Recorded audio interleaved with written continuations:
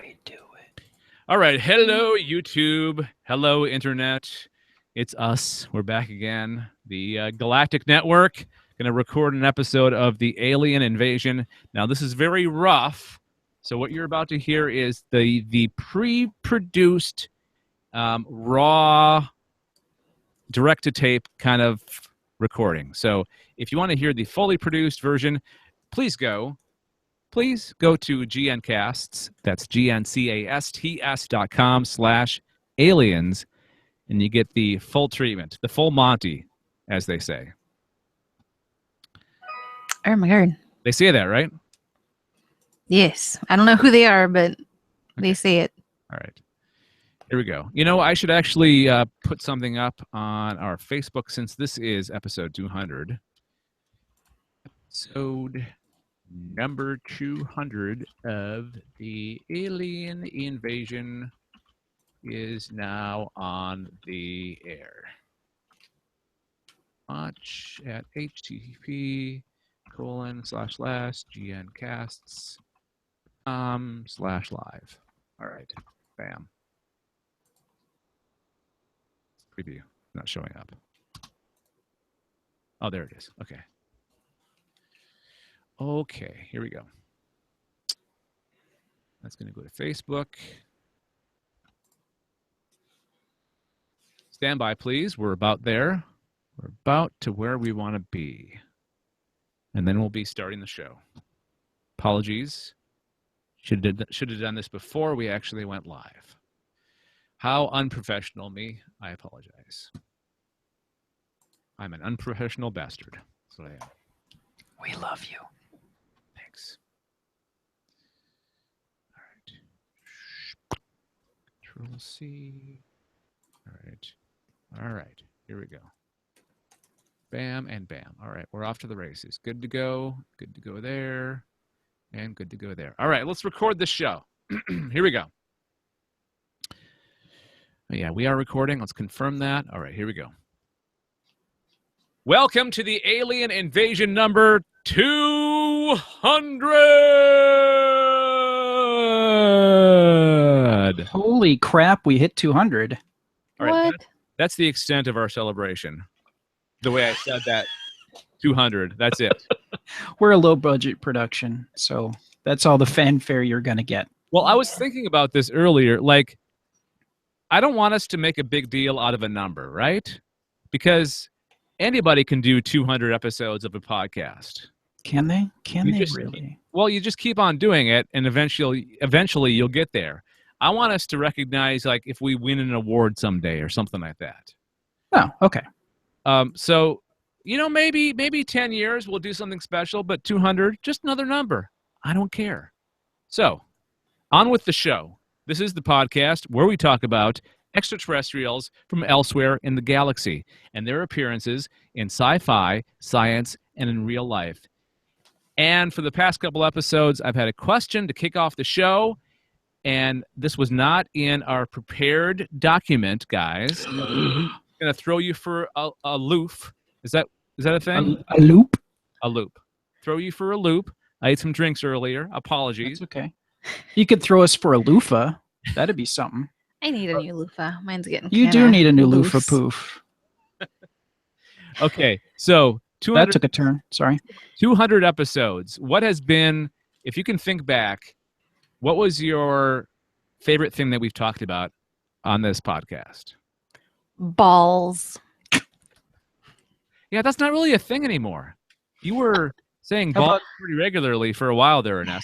Well, there was the Weekly World News, and they had like the weird golden balls all over Mexico, and so I was messing with Dave and seeing how many times I could say balls in an episode. I miss handling the ball stories. I Yeah. really do.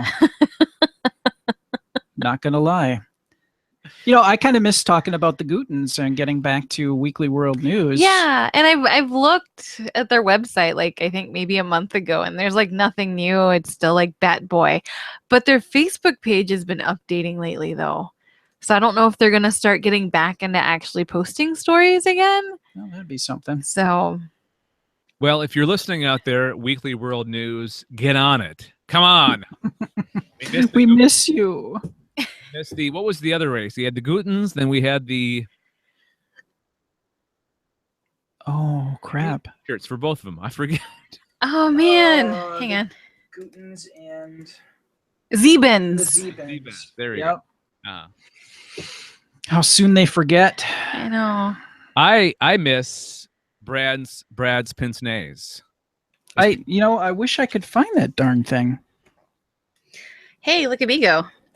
What?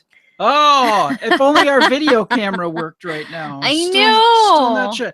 I now am, well, you can't see this even if you're checking us out on the YouTubes, but yes, I now am in possession of the pince nez. Yay. And I will have this by my part of the studio seat that I have.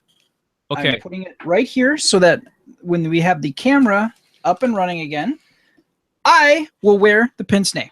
I have an idea. Yes. Anessa, take a picture of Brad in the pince nez, and then you can put it onto your computer and share the screen. Oh, no, you probably can't. Because I might be able to. We'll give it a shot. Do you have your camera? Your phone? I have my phone. I don't know where my phone is. I'm sorry. That's okay. I'm putting it on. This is interesting stuff.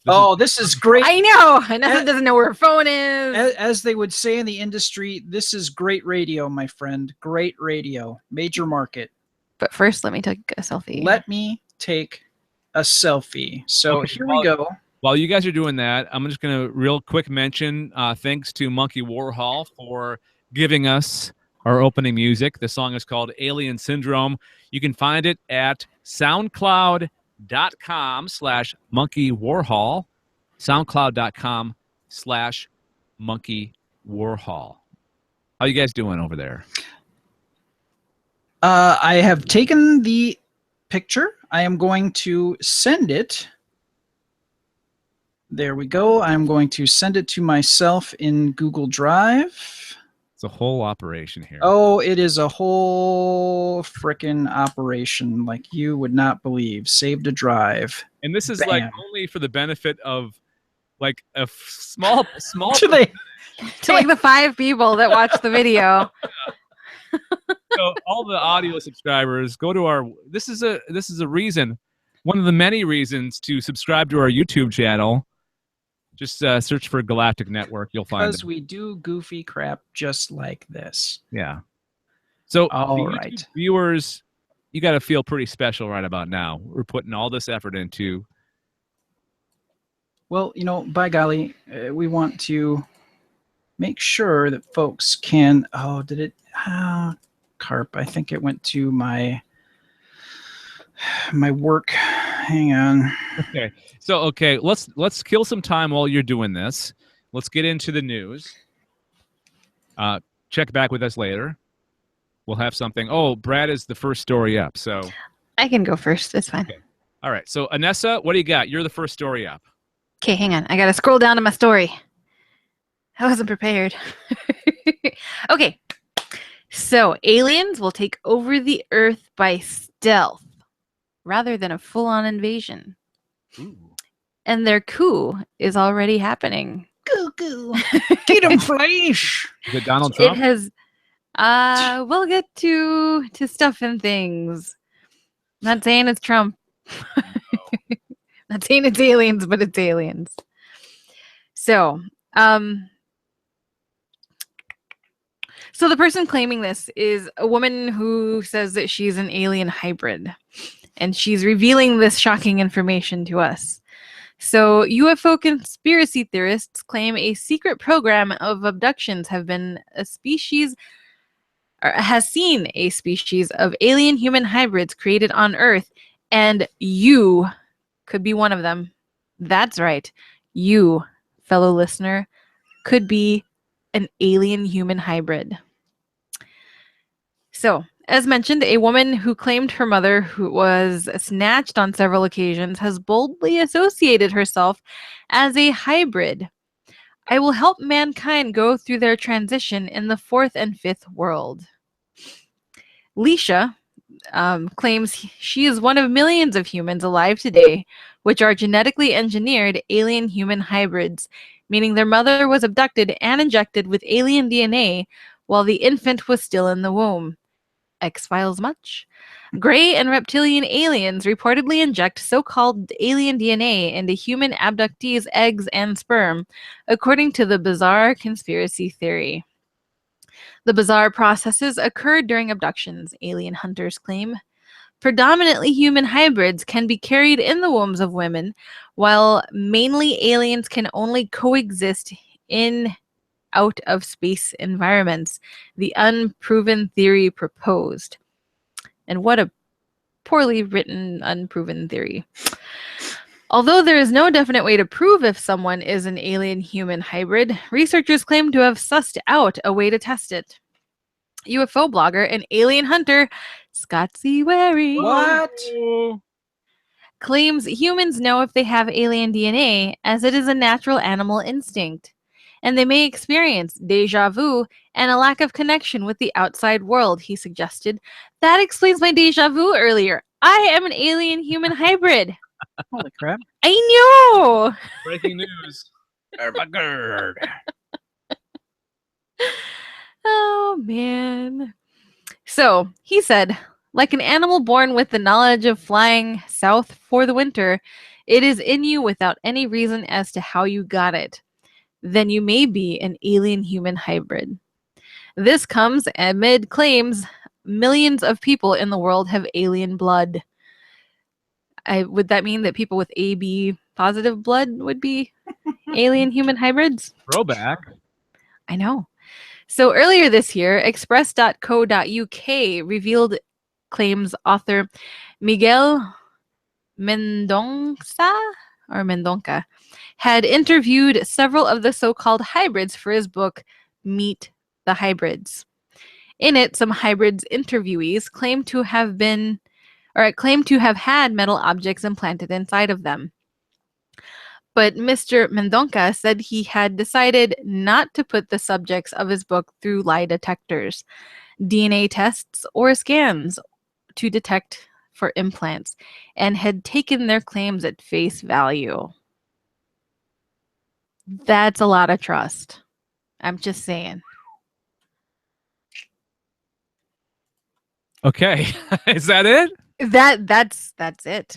Well, I wasn't sure if you were done or not. Sorry. sorry. That's where the That was our prom story feed. ends for me. So that's it. That's as far as express.co.uk bothered to write the story. What's your takeaway there, Anessa? What are you getting out of this article? What else does Scott C. Waring do for a living? I don't know. Well, he's got to make some money off the website, right? So I'm sure That's true. That's true. I'm sure he gets donations and stuff, and good for him for being able to support himself and his family.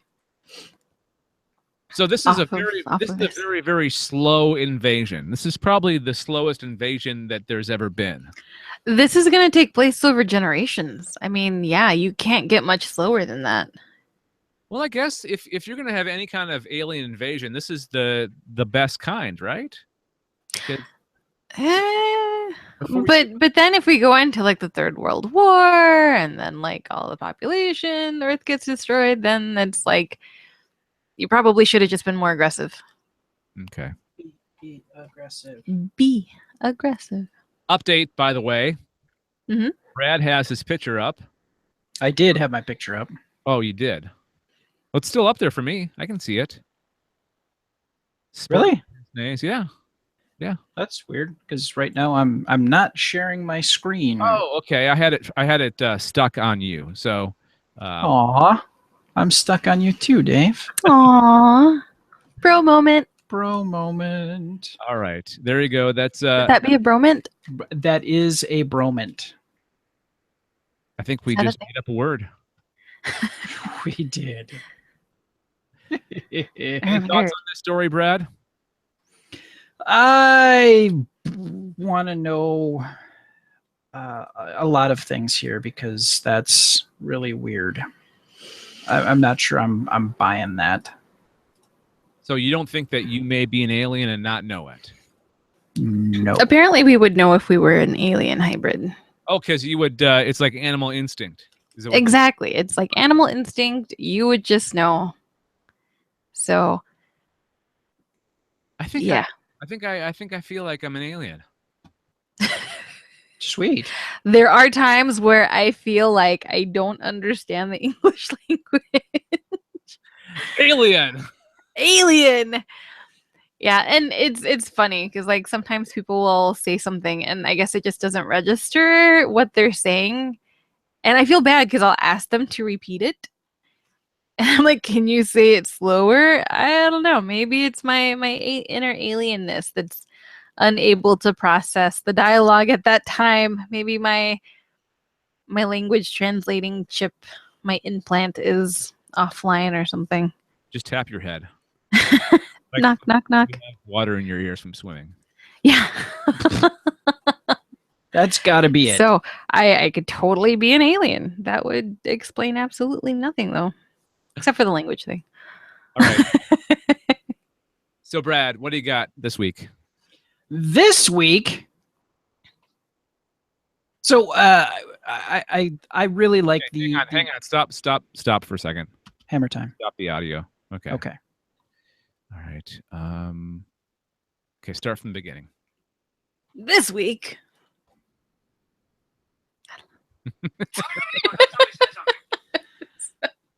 So, anyways, this week, I found a really cool exoplanet type story because I want us to find life on alien planet or exoplanets, planets that are not within our solar system, and by God, this is not one of them. Wait a second. Wait a second, Brad. I think we have a new feature. Yeah. Called Exoplanet of the Week. Jingle. We need to get some kind of custom graphic for this. Some whoosh. Wait. Exoplanets. There we go. New episode 200. New feature from now on.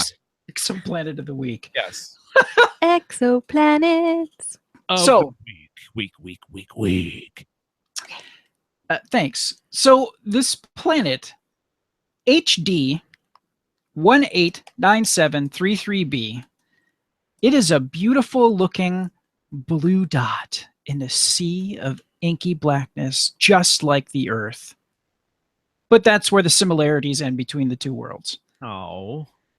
For starters, it's much bigger and hotter than Earth. It's about the size of Jupiter and zips around its host star in just 2.2 Earth days. Oh, wow. A year for the planet is 2.2 Earth days. That orbit is so close to the exoplanet, it's probably tidally locked, always showing one face to its star, just as the moon is always showing one face to the Earth. And then there's the weather.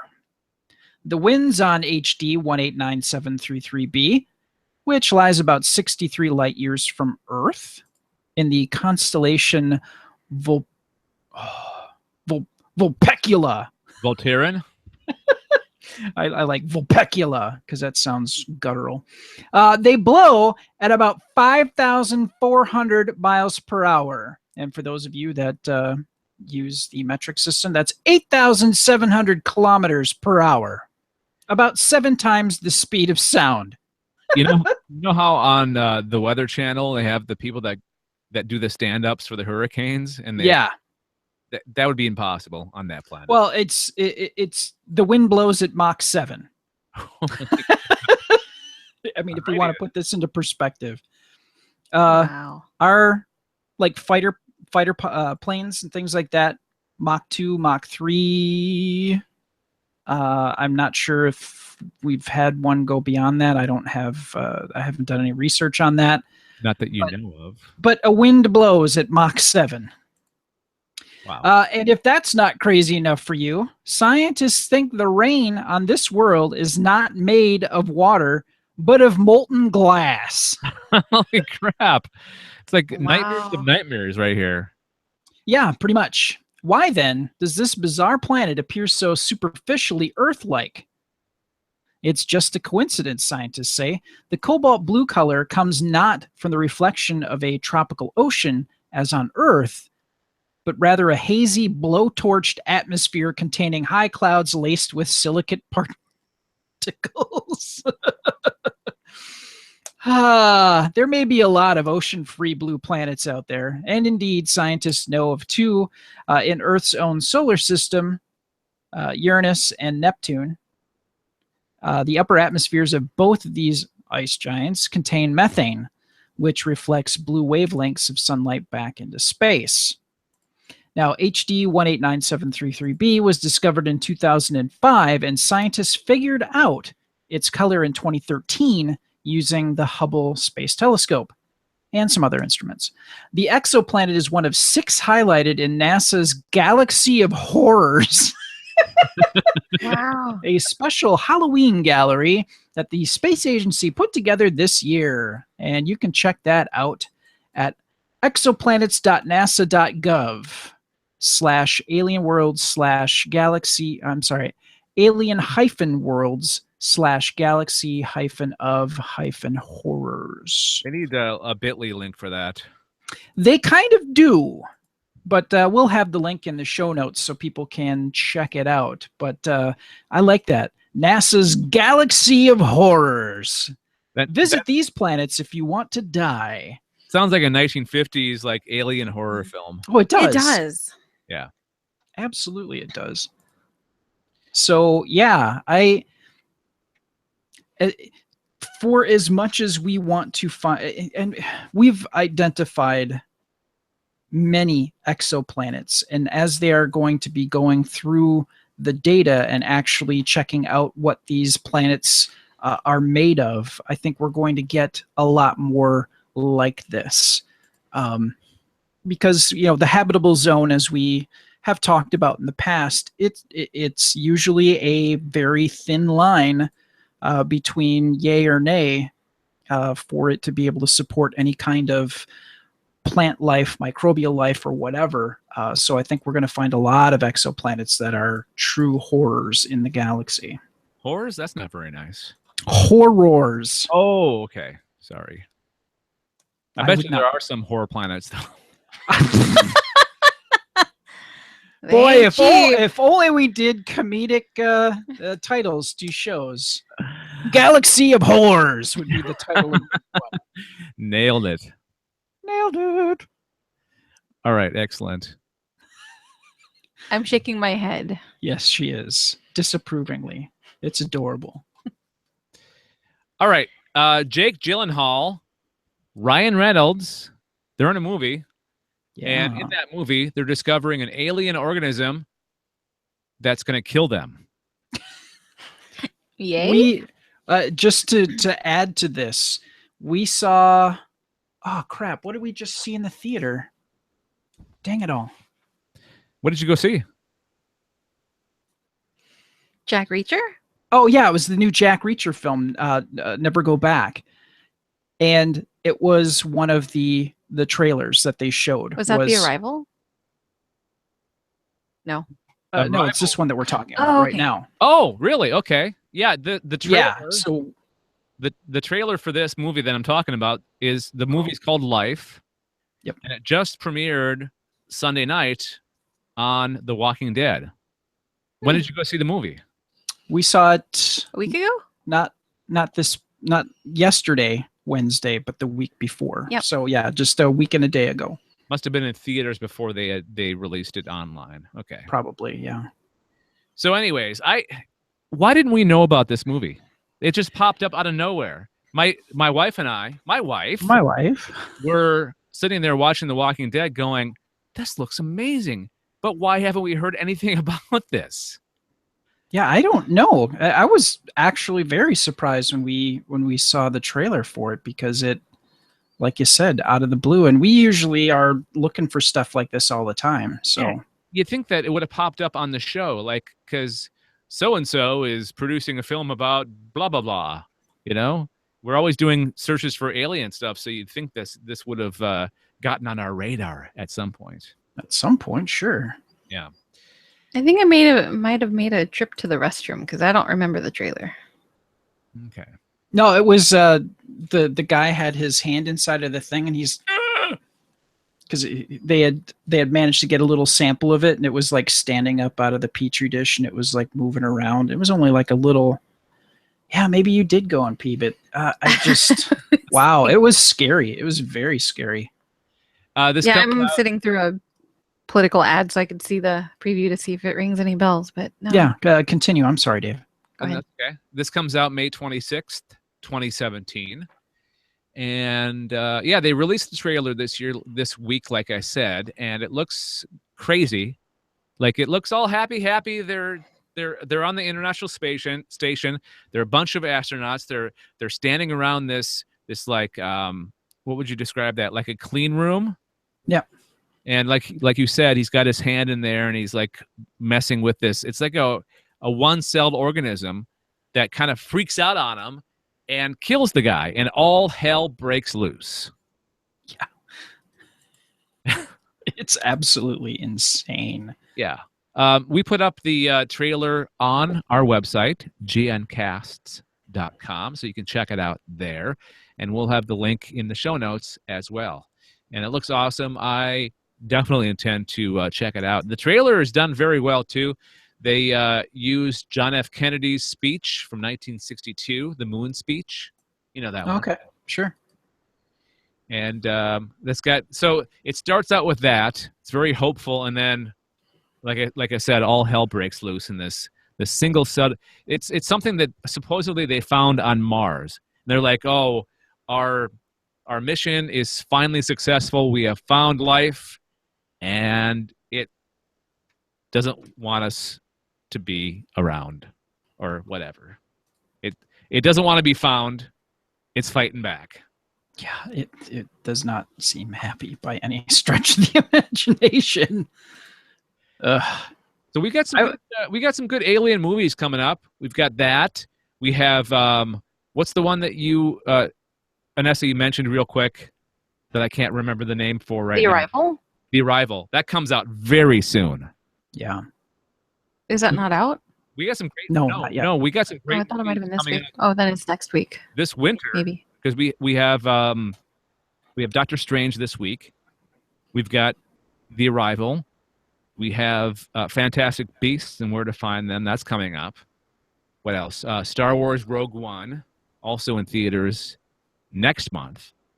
So a lot of good stuff. And then this movie coming out in the spring. So yeah, good times at the theater. Looking forward to it. Yay, movies. Word. All right, let me stop the record. Let me stop the record right there. That'll be our stop point right there. And we'll start up again, and we'll do the old sightings. How about that? Does that work for you guys? Sightings? Absolutely. All right, here we go. Minimize that. All right.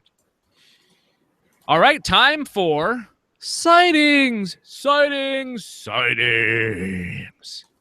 This is stuff that people have supposedly seen, like a UFO that they see in the sky, or like some lights. Maybe, what else? What's another general description of a UFO sighting? General description? Yeah. Missing Lights. time. Lights. Yep. Missing time. Messing with electricity or electronics. Yep. Flat out abduction. Yeah. We've had that before as well. So what is this week, Brad? Well, this week is something that actually happened in 1974. And it took place in Wyoming. Now, this particular person reported this, actually sent it to the website here. It might have been part of MUFON's network, too. Oh, right. Brad? Yes? You're not saying it right. Oh, I'm sorry. MUFON. Thank you. Yep, you're welcome. Thank you, David Duchovny. Ass. Anyways, so this particular person reported this actually yesterday, November the 2nd. And this is a nighttime, something that happened at night, and it I've had to do all sorts of spelling corrections with this thing, so you know it's legit. Now, this particular person says, I did not see anything, but I was a missile mechanic on the Minuteman 3s in Wyoming. On the way to the silo, the change out warheads, we had a call down from helicopter that our convoy was being followed by a UFO. Upon breaking in, I'm going to read this as it is, and we'll try to decipher what's actually being said. No, Brad, this is going to be fun. This is going to be fun. This is going to be fun audio. This is going to be great audio. Yeah. Upon breaking in and open the door and PA hatch, a noise went off on the radio we had in the M van. It did not sound legit. Lots of static. I heard a rattling noise and went to the PA hatch. The ladder was rattling like crazy, but no one was down in the silo. Odd but true. The only thing I can possibly think that would cause such a thing was magnetism. No wind was blowing. No visual sightings were made, but think of what erases tapes. Magnetism. How does it work? How does it work? Hope my little bit counts. It's been over 40 years now. I rule out other countries because they got the same complaints. I know that since then, our systems have been updated. Now, the duration of this person states is 1 hour. It happened at night. It was definitely not natural, and it was unexplained. They never found a cause for it. And there you go. So what it sounds like is they were on a convoy taking some new warheads to change out. They must have regular maintenance for the warheads. That kind of makes sense. And the convoy was followed by a helicopter to, keep an eye on things, see if anybody was maybe trying to intercept the warheads. Again, that makes sense. Now, it sounds like upon getting to the where the silo location was, they opened the door and opened the hatch. The radios in the vehicle that they were in all went crazy. Lots of static. And they heard, as in cow herd, a rattling noise in the hatch. And it seemed like the ladder was shaking, but there was nobody actually physically holding it. There wasn't any earthquake that was causing that. It was just shaking on its own. Okay. And there was no one in the silo.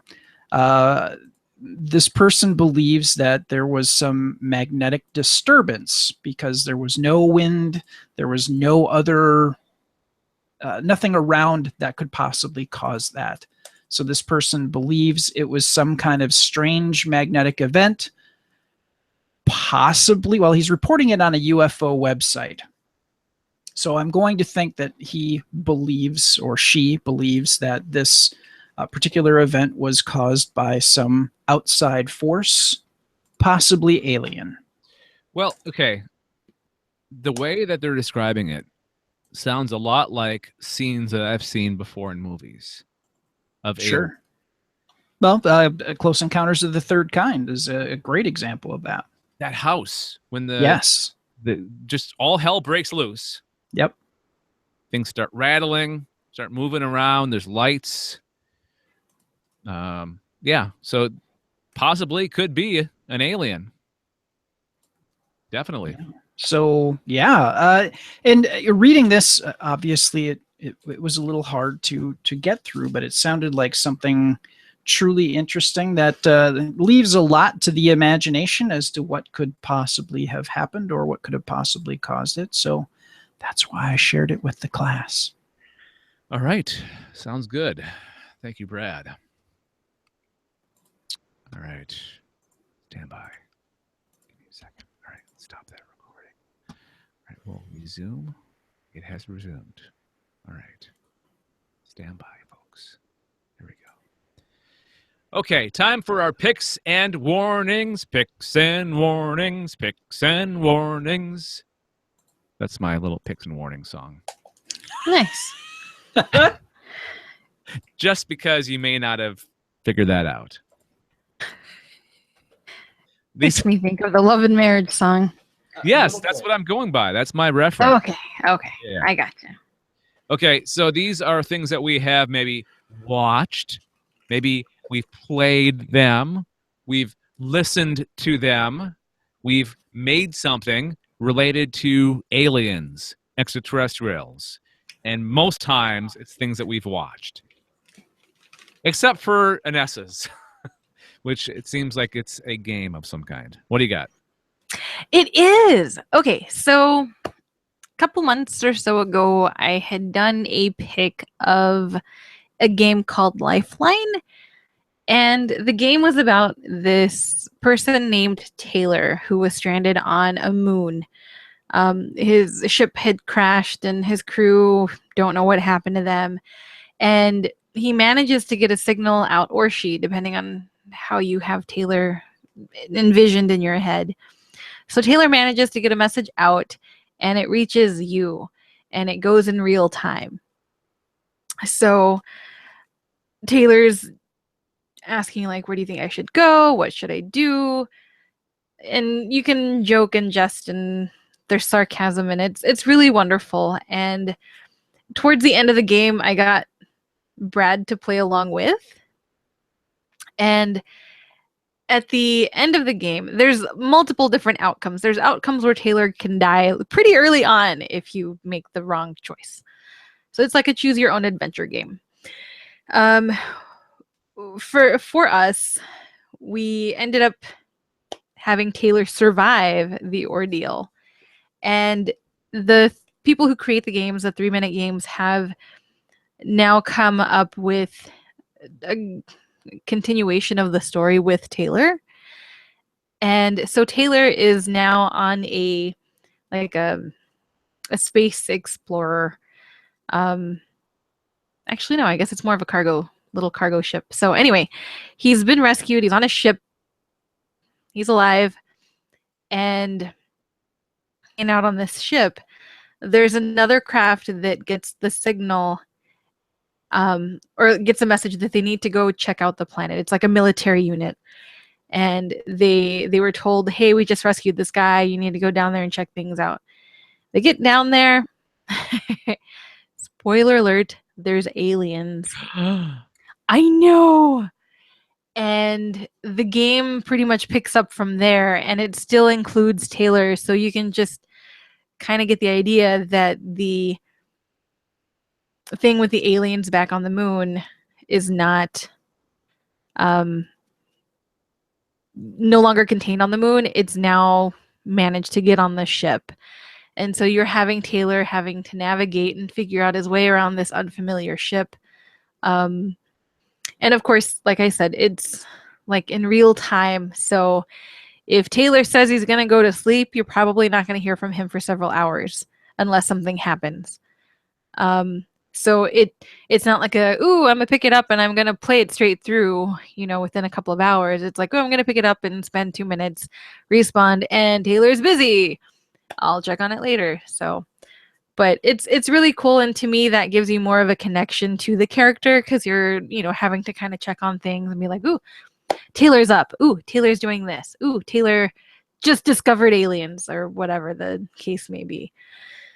So, no, highly recommended. So far, I haven't played it all the way through the new game as of yet, but so far I'm really enjoying it and recommend it if you've played the first one and want to continue in Taylor's adventure or misadventure. All right, how many flying saucers? I would give it... Ooh. There's a good question. I'm like, do I give it 4? Do I give it 5? For now, I'll give it 4. I need to play through the whole story and see how I feel in the end. But for now, I'm giving it 4. Feeling pretty good about it so far. And it's available for both Android and Apple. I believe the cost for this was, I think, $2.99? $1.99. Okay. So it's a couple bucks. No, it's not too bad. I think the first one I downloaded for free because Apple had a special on it. And so Now I think the first one's 99 cents, which is Lifeline. If people are interested in starting from the beginning and see how far can you get. This could be a whole thing. This could go on for a long time. It could, but yeah, I've really enjoyed it so far. So I like the concept. And I recommend it. It's like I said, it's one of those games where you can pick it up, play it for like a couple minutes or a minute or however long it takes to respond, and then Taylor goes off and does whatever he says he's gonna do. And then you get updates. So sometimes you have to do some pep talking because, shit's going south, but Come on, man, you can do it. Suck it up. Yep. So, but yeah, I enjoy it. So there you go. All right. I like my pick is definitely a pick, not a warning. It's the new Doctor Who spin-off show called Class. Now, you guys don't have it yet in the States. Canada has been lucky enough to get it early. I don't know what the deal. Can you say that again, but with your pinky up, please? What? Oh. You guys don't have it in the Yes. States yet. I need to wear my pince-nez for that. I'm just giving you crap, Dave. I know. I didn't mean to rub it in. I'm just saying it's the reality. You could totally watch it if you got a VPN. You could figure out other ways of obtaining it. I'm just saying legally, all right? It has it. Canada has it. BBC America, I don't know what their deal is. They're waiting till spring. I think it's stupid. Anyways. Well, I wonder if they're trying to time that around the time of Doctor Who. That could be. Doctor Who is supposed to premiere in April. Yeah. You might be right. I may be crazy. Okay, Or so I I could be as vague or specific as you'd like. What do you guys want to do? I like vague if it's something that I'm interested in watching. Okay, so think Buffy the Vampire Slayer, but with like aliens and in the Doctor Who universe. What? So class takes place at Coal Hill Academy. You know the school. It was... Yes, that's Clara's school. Yeah, and it goes back even further than that. It was the very first place where the very first Doctor, the Doctor Who episode, 1963. Where Susan went to school, yeah. Yeah, Susan Foreman went to school there. So it's got a long history in the Doctor Who universe, and it's back in this show. And it's this group of students who are dealing with an anomaly that has cropped up at the school because of so much activity that's taken place there. So things happen. Again, going back to the Buffy the Vampire Slayer analogy, think of the Hellmouth. How everything kind of just spewed out of the Hellmouth. Or things were attracted to the Hellmouth. It's the same concept, just in a different form in this show. A lot darker than I thought it would be originally. Like, there's a lot of violence. Like, I'm amazed. Like, it's darker and more violent than Doctor Who is. So this, okay, because originally Doctor Who was meant to be educational, sort of. At least that was the original purpose, original envision of BBC, and it's turned into more of a sci-fi fun show, but pretty much stayed sort of geared towards all ages. This is geared towards more like young adults. So very hip, a lot of violence. Like it's like I said before, it's really, really dark. And this episode deals with some aliens that come along and they want to take advantage of certain people in their, mourning, or they're vulnerable people. So they want to steal something from these humans. And they're coming through that thing that I told you about. I'm trying to stay really, really vague. Thank you. And you guys may forget by the time this episode comes around. So who are you? Excellent. Oh, sorry. Yes. Okay. So it's an interesting way of looking at some of the characters' backstories. Like, you learn a lot more about their backstories through these aliens and through the way they're taking advantage of these characters. And it brings this group of people that are already close even closer together. and it's really a good episode. So if you have the opportunity to watch the show now, watch it now. I highly recommend it. But maybe make a mental note or a note on your calendar for next spring. BBC America in the States will have Class, and you'll get to watch episode 3, Night Visiting, from Class. And that's my pick. I'm going to give it 4 out of 5 flying saucers. Cool. So far, by the way, every episode deals with aliens. So if you're a fan of this podcast, you're going to love Class. Lots of aliens. Excellent. And speaking of Doctor Who, look what Brad has. Now, I don't normally pick something that isn't a some kind of media, but we have a Funko Pop problem, which I think we've firmly established in previous episodes. I don't know what you're talking about. It's only a problem. Never mind. Anyways, so what I ended up... Here's the story. Now, last night we went to Hot Topic, and I really wanted there was a New York Comic Con special of like chromium looking Colossus. Now, Colossus of the X-Men, you got to see him in the Deadpool movie. He was also in X-Men 2. I believe he may have shown up. I still haven't seen X-Men 3. I have seen X-Men 3. What am I talking about? I don't know what I'm talking about. Anyways. Go on. So, yeah. So I had to get that. And then Anessa looks at me and she goes, "Hey, did we ever pick up the Doctor Who Funkos that you ordered?" And I said, "Oh, crap. That's right. I ordered them." So what I'm going to do is I'm going to screen share again. This is very visual. This is the 3rd series of Doctor Who Funkos that we ended up picking up. And now I'm going to screen share this with the folks that are checking us out on the YouTube. Now, I'm going to describe this also to our actual audio listeners. Now, in this particular series, they spanned the more recent Doctors. And the first Doctor is the David Tennant 10th Doctor with his hand that Torchwood grabbed for the meta crisis and kind of the beginning of the wrap up of David Tennant's run as the Doctor. So he's wearing his typical pinstripe suit, his chucks, and he's carrying a case which has his hand that was lopped off in the Christmas episode where we first got to meet the David Tennant version of the Doctor. The second Funko is from it's Mr. Clever. He's the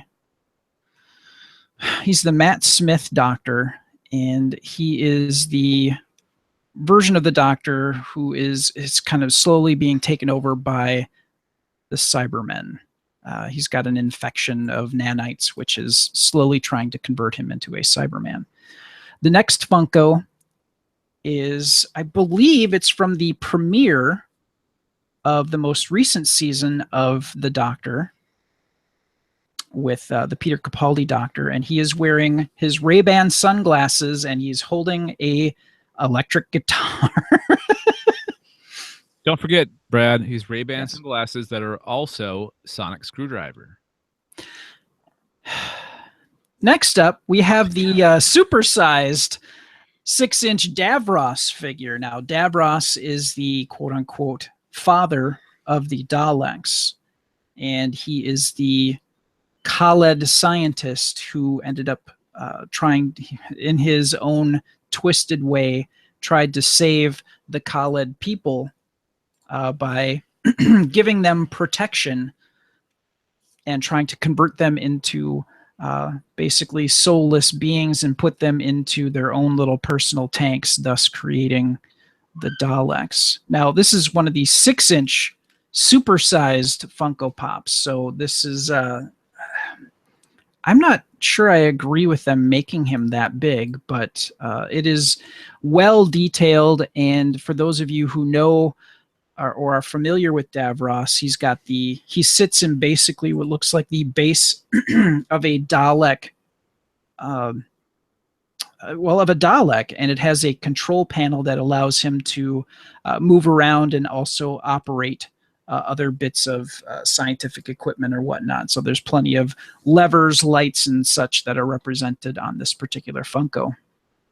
But the big one that I really had my eye on is the War Doctor, and he was the Doctor that was introduced as William Hurt, and is played that particular incarnation of the Doctor, and now we finally have that Funko of his particular Doctor. So pretty excited about that.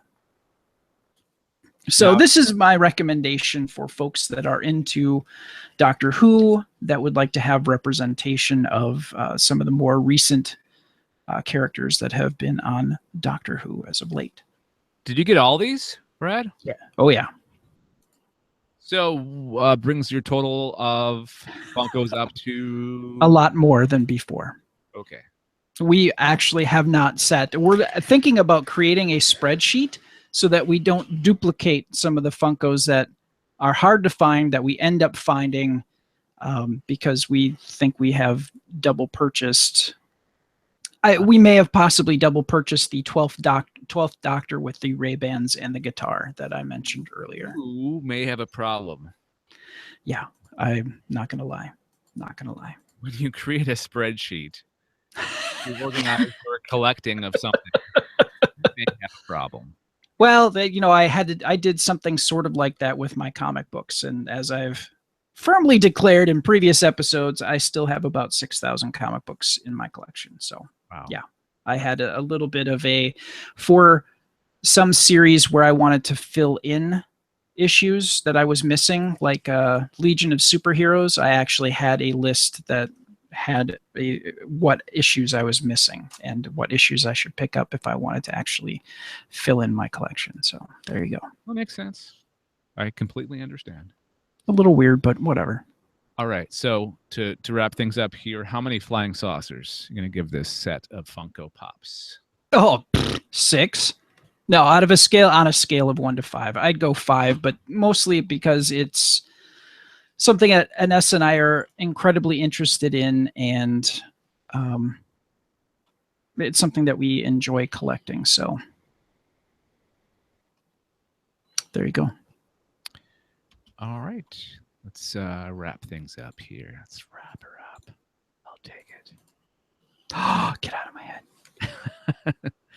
So, my friends, that's going to do it. So, my friends, that is going to do it for this episode, number 200 of the Alien Invasion, a Galactic Network podcast. Think about it, Brad. 200 episodes. Yeah, I know. Go back in your mind to 2011. What were you doing? What was I doing? Where were we? Well, you were living in Wausau, where the area where I live in. Uh-huh. And I was still running the web department at Midwest Communications. Oh, I don't miss that.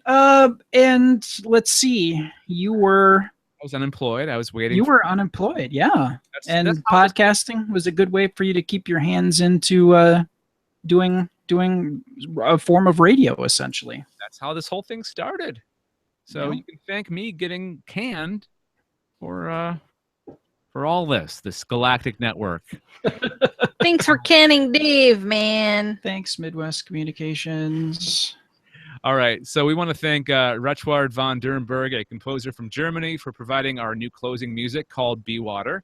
Learn more about him and his music at the Caravel, TheCaravel.net. Thanks for joining us. Final thoughts, Brad.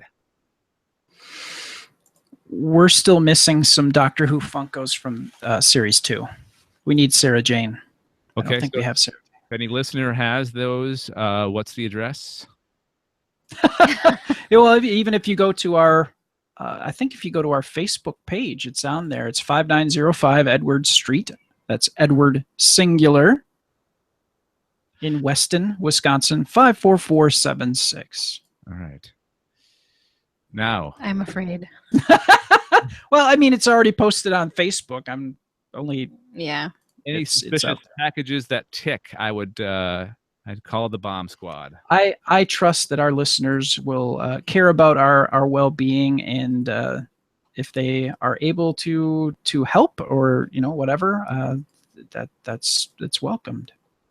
And thank you in advance, dear listeners. You guys are the best. Seriously, I want to thank you guys for subscribing and listening for the past 200 episodes. I told myself I wasn't going to cry.